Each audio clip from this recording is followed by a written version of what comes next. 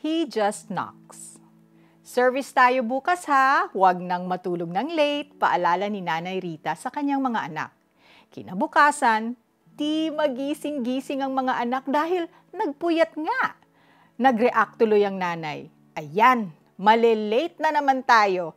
Kailan ninyo ba gagawing priority ang pagsimba? Ang dapat sana'y araw ng pagdiwang ay nauwi sa araw ng sisihan at sapilitan.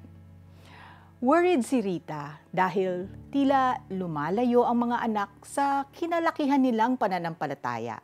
Biglang paalala ng kanyang asawa, Mahal, di ba halos lahat ng nagsishare sa church at binago ni Lord, naimbita lamang ng iba? Wala naman sa kanilang pinilit. Si Jesus nga, gentleman, He just knocks. Sa Bible, may mga example rin ng mga na-invite lamang, na-meet si Lord and were never the same again. Kagaya ni Peter, after his brother Andrew saw Jesus, si Peter ang una niyang hinila. Si Nathanael din, who is also one of his 12 disciples. He was invited naman by Philip. Sabi niya kay Nathanael, "Come and see." Hindi sila pinilit, pinagsabihan o pinag-guilty. Hindi namuwersang pagbuksan ng pinto o maingay na kumakabog. Tila kumakatok lamang katulad ni Jesus. Mas effective. Katulad ka rin ba ni Nanay Rita na sa sobrang alala, sa halip na i-entrust mo kay Lord ang iyong mga mahal sa buhay, you are forcing them to open the door of their hearts to the Lord? Careful, careful! Hindi yan style ni Jesus at baka lalo pa silang mapalayo. Manalangin tayo.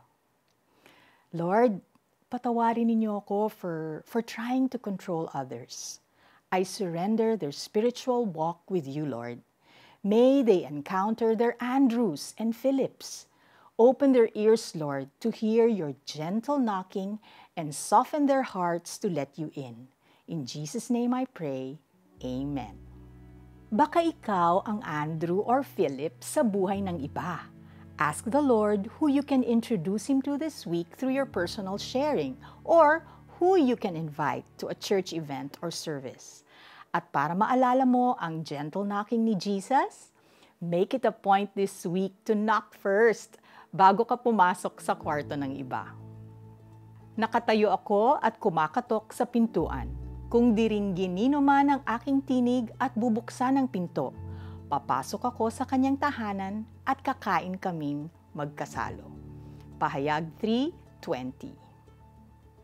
This is Felicie Pangilinan Buizan saying, Be gentle, God is in control.